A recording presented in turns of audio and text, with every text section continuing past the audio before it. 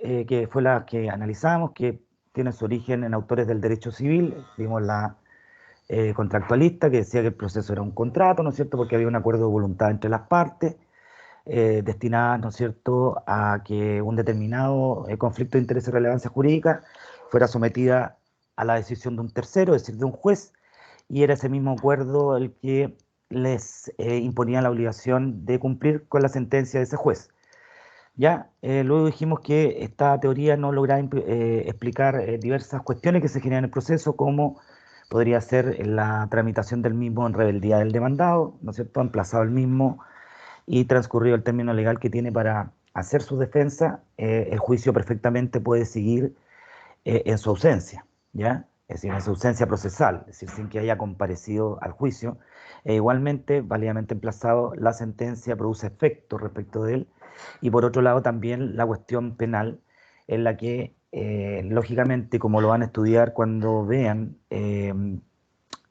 proceso penal, la pretensión punitiva del Estado, el jus puniendi, ¿no es cierto?, es ejercido por el Ministerio Público y el imputado, que es el sujeto pasivo de esta relación, ¿no es cierto?, es llevado al proceso muchas veces en contra de su voluntad. Entonces, no permite explicar esa teoría el proceso penal y como también, desde ese punto de vista, y tampoco el proceso civil a propósito de este proceso que se pueda seguir en rebeldía del demandado. Es decir, no hay voluntad ni del demandado rebelde participar del proceso ni del imputado, en muchos casos, ¿ya?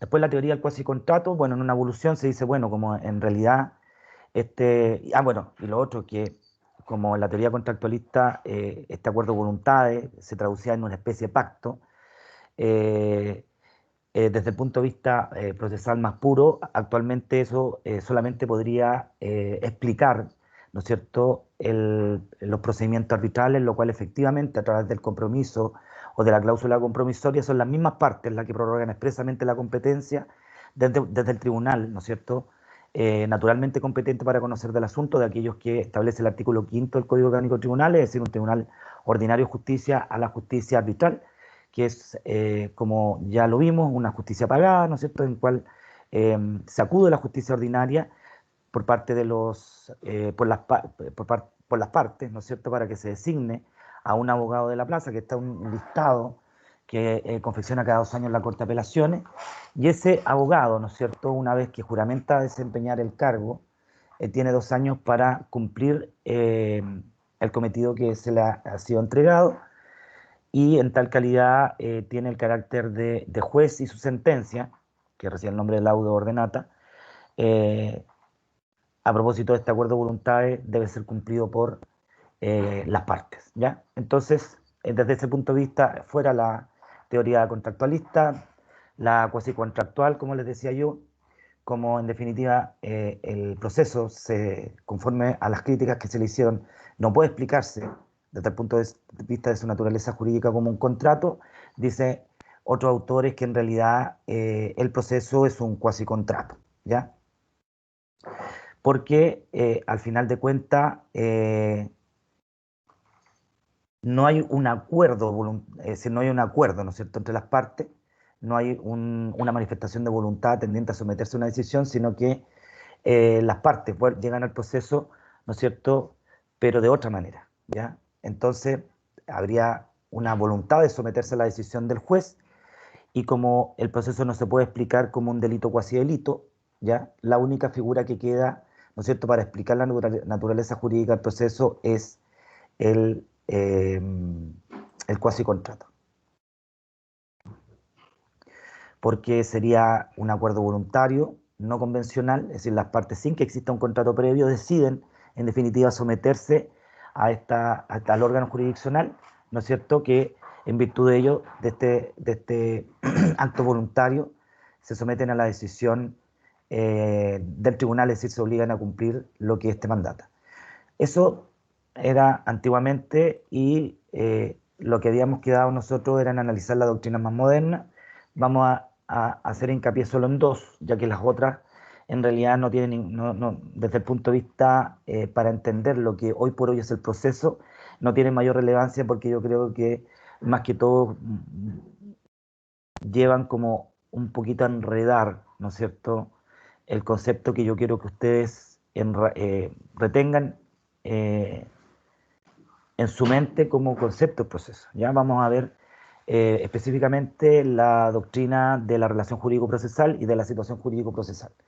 La primera de ellas, la relación jurídico-procesal, como ya se lo anticipé en la clase pasada, es planteada por primera vez por el procesalista alemán, Oskar von Bülow. Bueno, después se fue producto de la guerra argentina, pero él concebía el proceso como una relación jurídica que se caracterizaba por su autonomía o independencia de la relación jurídica material que se producía dentro del mismo. Esto lo vamos a precisar. La relación jurídico material o sustancial es aquella que se produce cuando existe un contrato de aquellos que reglamenta la ley sustantiva.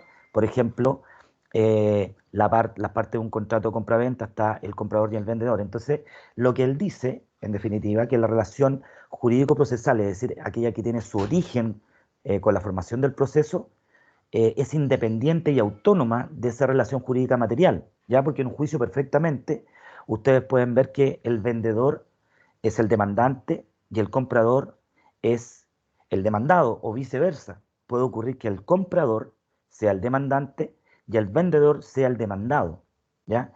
Entonces, sin perjuicio de que hay autores que estiman que ambas categorías deben identificarse, partes son tanto en la relación jurídico sustancial como en la relación jurídico-procesal. Yo creo que no, conforme a lo que vamos a ir viendo.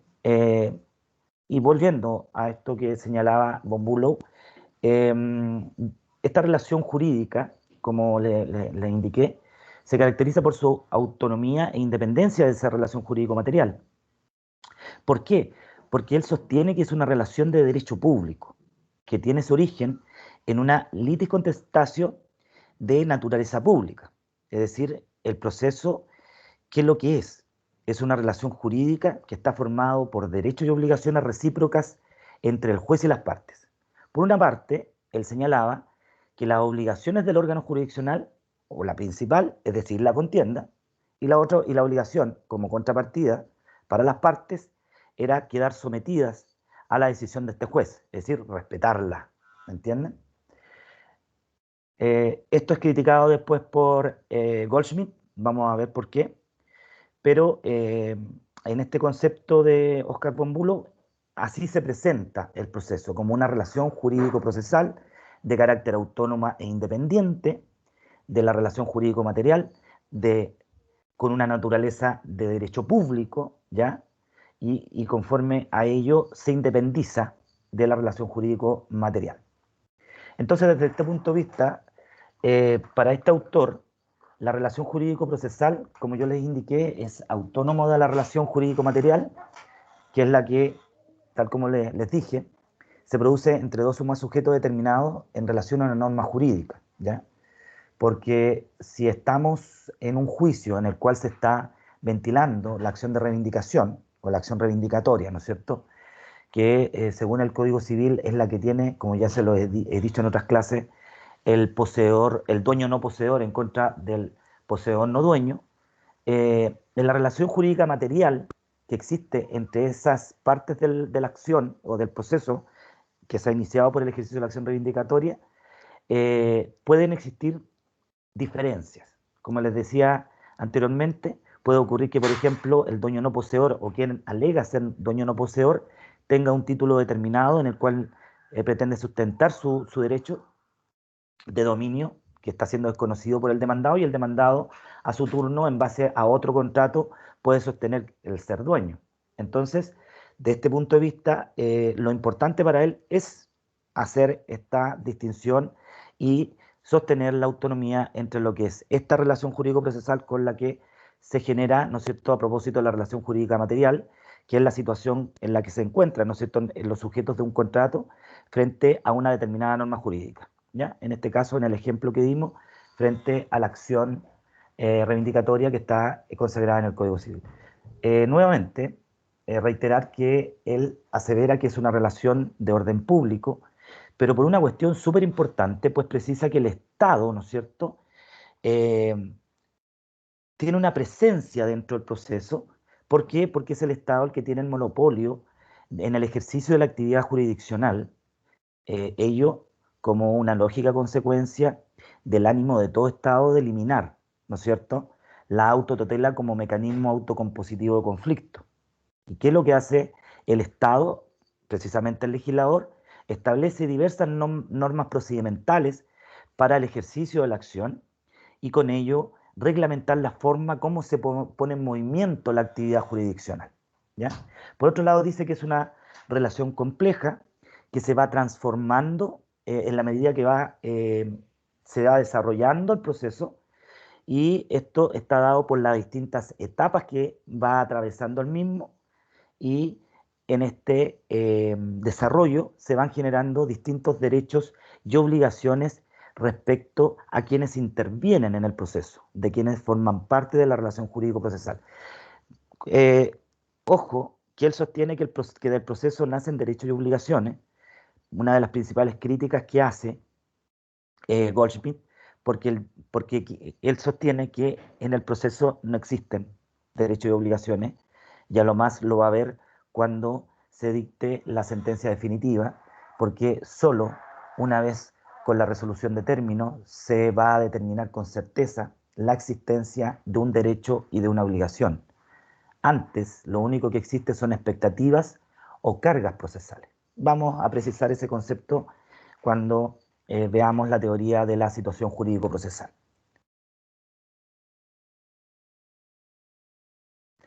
Hay ciertas variantes que no tienen mucha trascendencia. Por ejemplo, Kohler decía que esta relación es una relación solo entre las partes, toda vez que el órgano jurisdiccional se encontraba en una situación de orden público, pero que no se relacionaba con ella, ¿ya? No había una relación entre las partes y el órgano jurisdiccional, porque estaría como encima, ¿ya? Eh,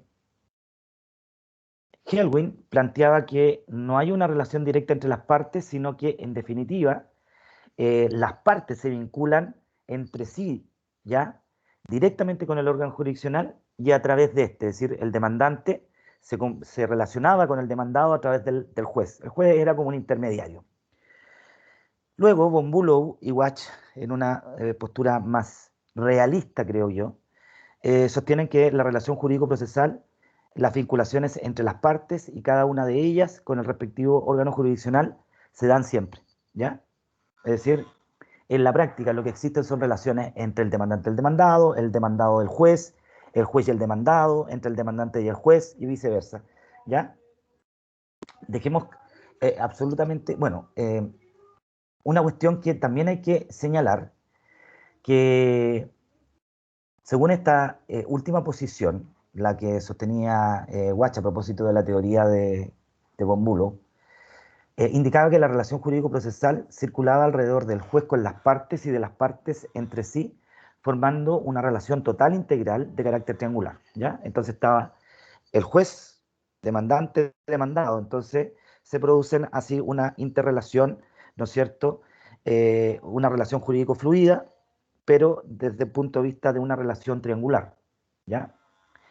Desde este punto de vista, lo que sí quiero indicarles que esta relación triangular, ¿no es cierto?, entre juez, actor y demandado, está pensada desde el punto de vista del proceso como contienda, como causa contenciosa, es decir, como aquella que tiene por objeto resolver un conflicto de interés de relevancia jurídica.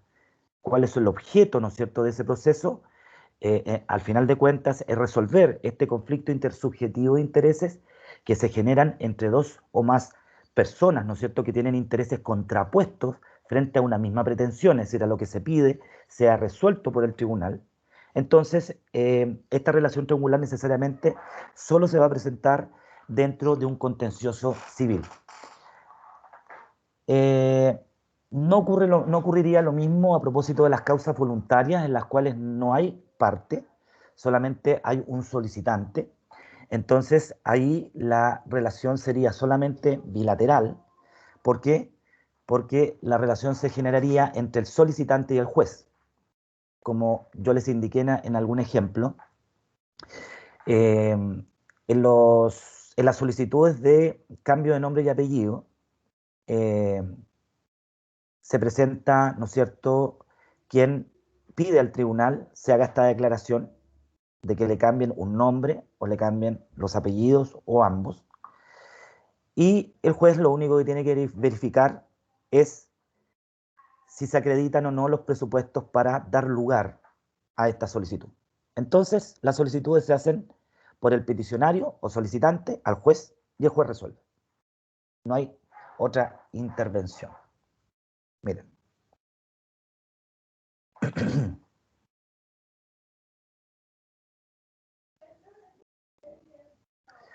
¿Dónde está? A ver, déjenme ver.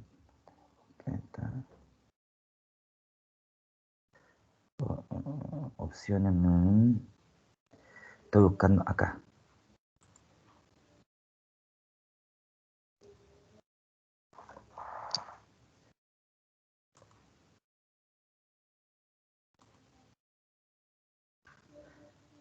¿Logran ver eso? Sí, profe, sí se ve. ¿Se ve? Sí, profesor. Bueno, ahí ustedes ven que la relación jurídico-procesal, en la cuestión contenciosa, se genera esta relación triangular entre el juez, actor y demandado, y por lo tanto, las interacciones no son, como sostenían algunos, entre el actor y el juez, entre el demandado y el juez, y que el juez hacía como de intermediario, ¿no? Acá, según Watch, es fluida esta relación y así efectivamente es. En las cuestiones voluntarias, en que solamente existe un solicitante o pretensor, ¿no es cierto?, conforme al ejemplo que le di, esta relación es más bien bilateral nomás, ¿ya? Entre juez y pretensor. Ese es como la cuestión en ese contexto.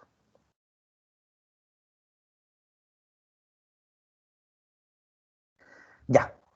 Ahora, esta doctrina es bien importante, puede tener en algún momento ser algo compleja, pero cuando la estudien y la entiendan bien, van a poder concluir que es una doctrina que sí permite explicar varias cuestiones que la teoría de Oscar von Bülow deja con una explicación poco satisfactoria. Porque yo también creo que, y esto a propósito de mi experiencia como juez, que el proceso, más que estar o de tener un contenido, por más que efectivamente es una institución de derecho público, ¿no es cierto? Porque es el Estado el que interviene, ¿no es cierto? Y a través del proceso lo que busca es suprimir la autotutela como mecanismo autocompositivo de conflicto, para lo cual el legislador establece reglas de un justo y racional procedimiento, es que el único momento en el cual existen efectivamente derechos y obligaciones es o se produce cuando la sentencia de términos, la sentencia definitiva, adquiere el carácter de firme y ejecutoriada. Porque es en ese momento en el cual generalmente estamos hablando de una sentencia declarativa, ¿no es cierto? Aquella que busca determinar de manera fehaciente la existencia de un derecho que hasta antes de ese juicio estaba dubitado, con la ejecutoria pasa a ser indubitado, ¿no es cierto? Y ese es en ese momento en que el ganancioso tiene un derecho, ¿no es cierto?, para poderlo exigir en caso de incumplimiento por parte de la vencida. Y la vencida, desde ese punto de vista, lo que tiene es una obligación que está contenida en la sentencia misma, que tiene como acreedor al ganancioso. ¿Ya? Bueno, como les decía yo, Goldschmidt, criticando la teoría de Oscar von Bülow, y también un poco a propósito de los presupuestos procesales, que son requisitos indispensables. Oscar von Bülow también se le atribuye la creación del concepto de presupuesto procesal, que es relevante, que es muy importante, que efectivamente es así. El concepto mismo es valedero, lo vamos a analizar en su momento. Como les digo, tiene una importancia trascendental, pero a diferencia de lo que decía von Bülow, ¿no es cierto? Von Bülow decía que estos requisitos o presupuestos indispensables para que se forme, es decir, decía que los presupuestos procesales son los requisitos, ¿no es cierto?, indispensables para que el proceso se forme, ¿ya? Según Goldschmidt, decía, Bien, sí, los presupuestos procesales existen, pero no son, según él, condición de existencia del proceso. Porque sostenía que los presupuestos procesales son discutidos dentro del proceso, ¿ya? Porque sin estos no concurren, ¿ya? Porque si estos no concurren, en definitiva, no va a haber una sentencia basada en un debido proceso. Porque lo que decía él, deben discutirse los presupuestos procesales dentro del proceso, porque si ellos no se discuten en el proceso y no se dan dentro del proceso y no se materializan dentro del proceso, lo que tendría que haber es una sentencia absolutoria. A mí me pasó, aplicando un poco esta teoría, que había un juicio en el cual una agrupación demandó de nulidad absoluta respecto del contrato de compraventa celebrado respecto de un terreno, ¿ya? Pero los demandantes dirigieron la acción de nulidad solamente en contra del comprador. No, del vendedor, del vendedor. Y dijeron que éste había celebrado un contrato contrario a las leyes porque estaba prohibido según cierta normativa legal y de carácter eh, reglamentaria, ¿ya? Entonces que se había infringido la ley por todos lados, bla, bla, entonces decía que el contrato era nulo absolutamente. Pero no demandaron al comprador, ¿me entienden? Entonces, desde el punto de vista de Oscar von Bülow, él decía, los presupuestos procesales son indispensables para el nacimiento de un proceso válido. Por lo tanto, el juez, al momento de analizar la demanda, in limine litis, debe analizar los presupuestos esenciales. Por ejemplo, que la acción sea dirigida en quien corresponda, de que quien presenta la demanda tenga capacidad para comparecer en juicio, o si no, tiene que rechazar la demanda de inmediato, ¿ya? Entonces, esta acción, al no, al no dirigirse en contra del comprador, se generaba un gran problema, porque si yo declaraba resuelto el contrato de compraventa, los efectos de esa resolución iban a afectar a un tercero que no había sido emplazado a juicio. ¿Por qué? Porque ¿cuál era el efecto de la declaración de nulidad absoluta? Retrotraer a las partes al momento inmediatamente anterior a la celebración del contrato, ¿no es cierto? Entonces, si yo retrotraía al estado anterior, el vendedor era solamente alguien que tenía intenciones de vender. Y el comprador que ya había hecho una construcción, le estoy hablando del Jumbo Norte, que se construyó allá en el terreno donde estaba antes el club hípico. Entonces, lo que yo tuve que hacer ahí, porque también lo sostenía la doctrina civil, que cuando se demanda de nulidad, y uno es un tercero, porque recuerden que la nulidad absoluta puede ser solicitada por cualquiera o reclamada o demandada por cualquiera persona que tenga interés en ello, siempre que no haya participado en el acto o contrato, ¿no es cierto? Eh, Concurriendo a lo mejor con conocimiento del vicio con el cual se cometía o se celebraba el acto contrato, ¿no es cierto? Entonces, en esta figura, como faltaba el otro sujeto, ¿no es cierto?, de la relación jurídica material, dígase, el comprador, no se podía dictar sentencia porque faltaba un presupuesto esencial básico, que era que la acción también se hubiese dirigido en contra del comprador. Y la rechacé. Y esa sentencia nunca se apeló y quedó ahí, porque en realidad, en base a la teoría de ausencia de un presupuesto procesal, rechacé la demanda. En definitiva, en palabras de von Bülow, que perdón, de Goldschmidt, una sentencia absolutoria. ¿Ya? No sé si lo lograron entender.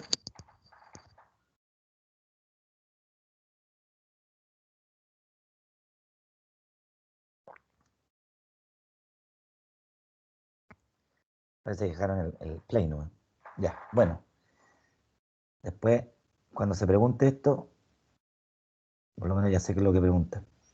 Ya, entonces no me voy a complicar tanto con dar tanta explicación.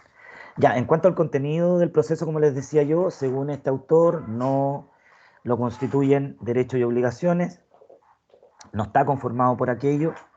Dice que lo cierto es que el juez sí tiene la obligación de dictar una sentencia, pero esta obligación no nace de la relación jurídico-procesal, sino que es una obligación del Estado administrador, ¿no es cierto? Es una obligación del Estado porque es obligación del Estado administrar justicia. Por lo tanto, la obligación del juez de dictar una sentencia nace del propio derecho público, pero no nace de la relación jurídico-procesal, sino que es una obligación de carácter constitucional, ¿ya? Entonces, como sostiene que las partes no tienen obligaciones procesales, y esto bajo el fundamento de que la sujeción del ciudadano al poder del Estado es natural, ¿ya? Es decir, va a obligarse en razón de su calidad de ciudadano y no como consecuencia de la relación jurídico-procesal.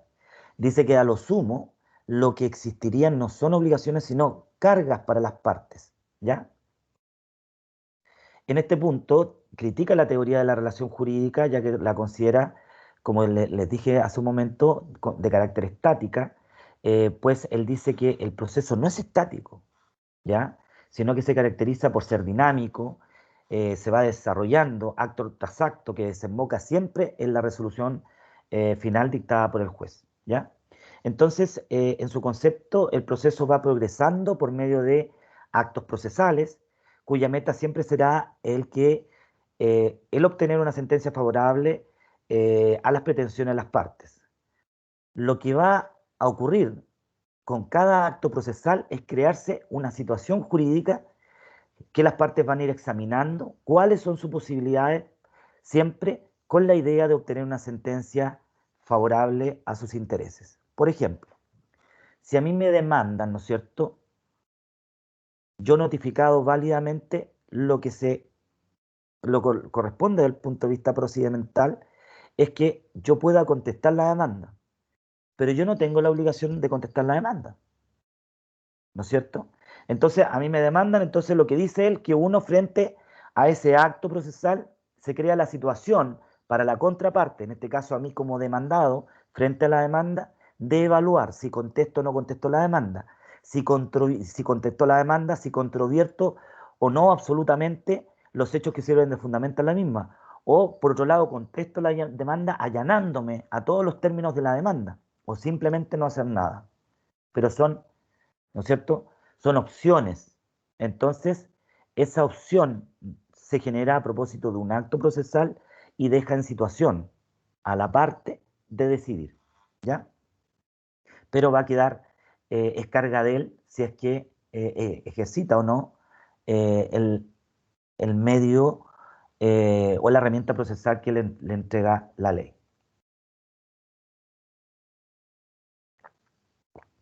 Conforme a lo anterior, ¿no es cierto? Este profesor define el proceso como un conjunto de situaciones jurídicas transitorias hasta llegar a una situación jurídica definitiva. ¿Y cuál es la situación definitiva? La sentencia definitiva, ¿ya? Ello lo explica en el sentido de que en el proceso todos los derechos se encuentran en una situación de espera mientras no se dicta la sentencia. Por eso les decía yo, que es lo que yo puedo compartir con esta teoría. Porque el sustento más puro de lo que se discute el proceso es si existe o no un derecho. Y como contrapartida, si esa obligación debe o no cumplirla el demandado, ¿me entienden? Desde este punto de vista, según este autor, el proceso se va a caracterizar por su incertidumbre, tanto para el actor como para el demandado, y también para el juez, ¿ya? ¿Por qué? Porque no sabemos cuál va a ser la conducta de uno y otro. Puede ocurrir perfectamente que una vez contestada la demanda, el demandado frente a una demanda, ¿no es cierto?, de cobro de peso, dice, ¿sabe qué, señor? Eh, esta demanda debe ser rechazada porque la deuda está prescrita o porque está pagada, entonces, ¿qué puede hacer el demandante? Decir, ¿sabe qué? En realidad tiene razón el demandado y me voy a desistir de la acción. Me desisto de la demanda, ¿ya? Entonces, por eso, el proceso, al tener el carácter dinámico, siempre va a ser algo incierto, y para uno como juez también, porque puede ser que uno piense, una vez que lee la demanda, que tiene asidero, pero probablemente la actividad probatoria del demandante no sea insuficiente, por lo que uno, por la carga que impone el artículo 1698, es decir, que la carga de la prueba corresponde a quien alega la existencia o extinción de una obligación a hacerlo, y si no lo hace, uno tiene que rechazar la pretensión, siempre va a ser, desde ese punto de vista, una incertidumbre para todos, ¿ya?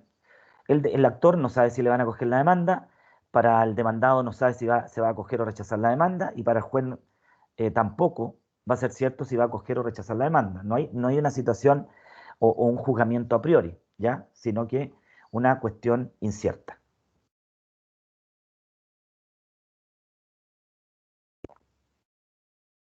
Ya. Entonces, como son las 15:33, me queda. Eh, Concluye que las obligaciones no existen al interior del proceso, como les decía yo, sino que hay cargas.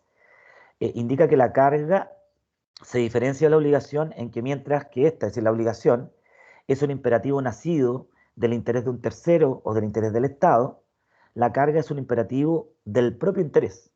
De ahí que no hay sanción para quien decida no asumir esta carga, ¿no es cierto? Porque si fuera una obligación, ¿no es cierto?, ya sea respecto a un tercero o del Estado, el contestar la demanda, habría una sanción, ¿ya? En este caso, es solamente una carga, y si el demandado, frente a una notificación válida, no contesta la demanda, eh, eso solamente va a ir en su perjuicio, ¿ya? No hay una sanción, sino que al no cumplir con esa carga, se le produce un perjuicio al demandado, ¿ya? En el caso concreto.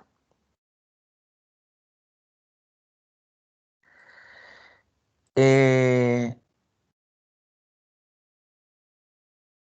Desde el punto de vista de esta teoría, se distingue, a propósito del concepto de situaciones procesales, el de expectativa procesal y el de carga procesal, ¿no es cierto? Que decíamos que Goldschmidt decía eh, que el proceso era un conjunto de situaciones jurídicas, ¿no es cierto? Eh, y desde ese punto de vista, él dice que estas situaciones jurídicas eh, están compuestas por cargas y por expectativas procesales. Las expectativas procesales es la posibilidad que van midiendo las partes. Y esto es durante el desarrollo del proceso con el fin de que se resuelva el conflicto a su favor, ¿ya? Es decir, es una expectativa procesal, es ya, si yo presento, es decir, si yo presento testigos y acredito tal cosa, probablemente obtenga una sentencia favorable. Si cito absolver posiciones eh, a mi contraparte, probablemente si no comparece, va a operar la confesión ficta, de manera tal que podría obtener pruebas si es que mi contraparte eh, está rebelde, etcétera, etcétera. Y la carga procesal, como les decía yo, al interior del proceso es una conducta, es solamente una conducta que importa la realización de un acto determinado, ¿no es cierto?, que se le exige o requiere a la parte al interior del proceso, cuya no realización solo lo perjudica a él, como lo indicamos, y no a su contraparte. El no contestar la demanda no va a perjudicar al actor, sino que perjudica al propio demandado.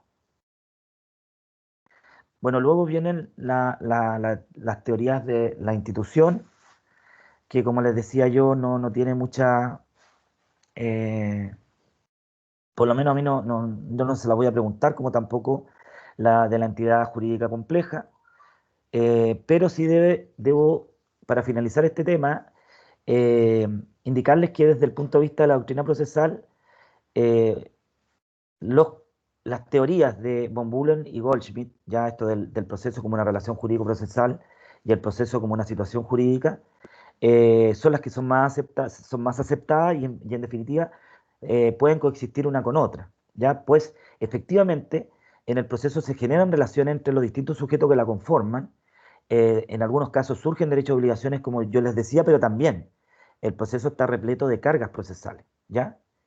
Por lo demás, a diferencia de la relación jurídica material, ya que según Savigny, este autor francés, ¿no es cierto?, que señalaba que es la vinculación que se produce entre dos o más personas determinadas en virtud de una norma jurídica, eh, a diferencia de esa relación jurídico-material, la relación jurídico-procesal va a nacer, se va a desarrollar y se va a extinguir al interior del proceso jurisdiccional.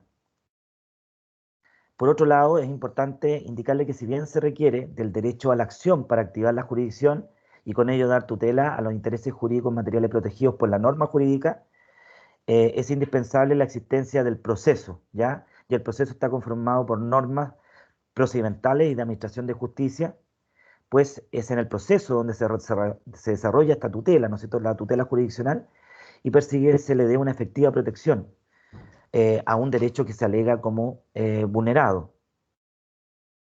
Y necesariamente esta relación va a circundar, ¿no es cierto?, alrededor de los sujetos procesales, que son las partes y eventualmente terceros que puedan participar dentro de él, y también respecto de los mismos funcionarios del órgano jurisdiccional, como son el juez, los secretarios, los auxiliares de la Administración de Justicia. Son relaciones que, desde el punto de vista de los hechos, es mucho más compleja, porque ustedes van a ver que cuando se genera un proceso, no solamente la relación directa se produce entre las partes y el juez, sino que tenemos partes indirectas. Eh, eh, Hay terceros que son terceros indirectos, terceros absolutos, terceros relativos, tercero absoluto como un testigo que va a declarar y no forma parte del proceso, y otros terceros que pueden intervenir en un proceso alegando un interés independiente el de las partes o excluyente. Cuando veamos la intervención de los terceros en el proceso se van a ir dando cuenta. Entonces, es una relación más bien compleja y muy dinámica porque uno como juez nunca sabe cuál va a ser el devenir de un proceso, ¿ya? Y tal como señala el profesor Fernando Orellana, amigo mío, profesor de la Universidad Católica del Norte, el proceso es una institución de derecho público, como ya les indiqué, que va a nacer, vivir y morir, eh, a propósito de la existencia de actos jurídicos procesales autónomos y relacionados entre sí, y ellos se dan al interior del proceso. Tengo alguien que me escribió.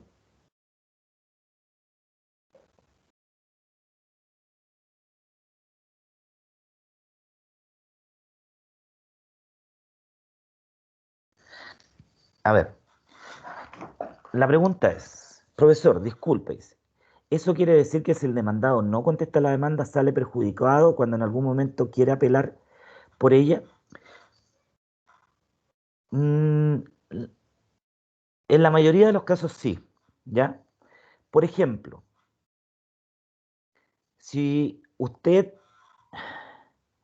AIN, es demandada en un juicio de término de contrato de arrendamiento, ¿ya? Se demanda el término de contrato de arrendamiento por no pago de rentas, ¿ya?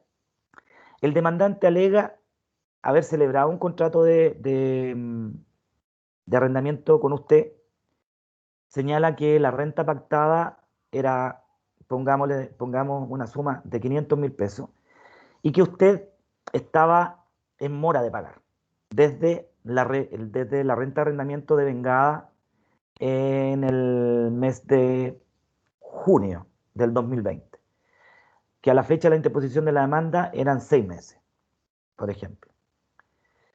Si usted no comparece en ese juicio y está válidamente notificada, se va a tener por contestada la demanda en su rebeldía. Como el actor está reclamando la existencia de una obligación impaga, según el artículo 1698, ¿a quién le correspondería alegar la extinción de esa obligación? Por una parte está el demandante que dice que usted debe 6 meses, y por el otro lado usted, demandado, tiene la posibilidad al contestar la demanda de decir no, esa deuda está pagada. Pero si no está, siendo su carga probar la extinción de esa obligación, el tribunal, en virtud del artículo 1698 del Código Civil, va a dar por establecida la existencia de esa obligación porque usted como demandado no alegó el pago de esa deuda. Y lógicamente, como está acreditado el no pago de las rentas, y es el fundamento mismo de la acción de término de contrato de arrendamiento, el no pago de la renta, el tribunal va a declarar terminado el contrato de arrendamiento y va a ordenar se paguen las rentas insolutas.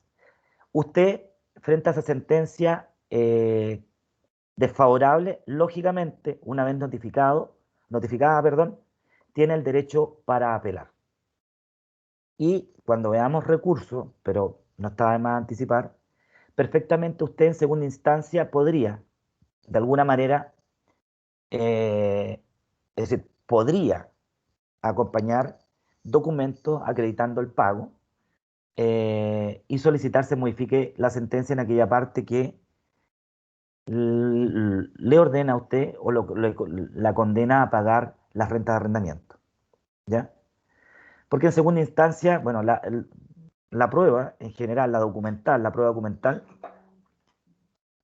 se puede presentar en primera instancia hasta el vencimiento del término probatorio y en segunda instancia hasta antes de la vista de la causa. La vista de la causa es cuando está en tabla y usted tiene que alegarla ante la Corte de Apelaciones, lo vamos a ver en su momento, pero hasta ese momento usted puede presentar, ¿no es cierto?, documentos. ¿Ya? La excepción de pago, en general, conforme al artículo 310 del Código de Procedimiento Civil, se puede presentar en cualquier momento, siempre y cuando tenga como fundamento un antecedente escrito. Es decir, no basta solamente alegar el pago, sino que tiene que existir un documento, generalmente un recibo de pago, que se lo podría haber dado su propio contradictor, en el cual figure que usted ha pagado la deuda. ¿Ya? No sé si con eso doña Ain respondo su pregunta.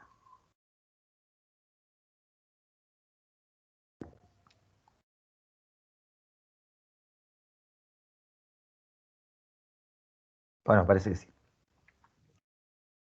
Ya, pero complementando un poquito eso, eh, siempre frente a una sentencia favorable, cualquiera de las partes puede apelar, ¿ya? Una sentencia desfavorable, cuando veamos la instrucción a la impugnación, va a generar siempre un agravio objetivo, ¿ya? El agravio objetivo es la diferencia entre lo que se pide y lo que se da por parte del juez, lo que pide la parte y lo que se da, ¿ya? Esa es como una definición muy, muy simple. En este caso, con una sentencia favorable siempre va a haber un agravio objetivo, ¿ya? Pero para que exista recurso tiene que haber el agravio subjetivo, es decir, que además de usted sentirse perjudicado por una sentencia, ejerza la vía recursiva respectiva. Es decir, en este caso, de un juicio de término de contrato de arrendamiento, interponer el recurso de apelación. Son las 13:45, nos vemos entonces en unos 10 minutos más, ¿ya? Gracias.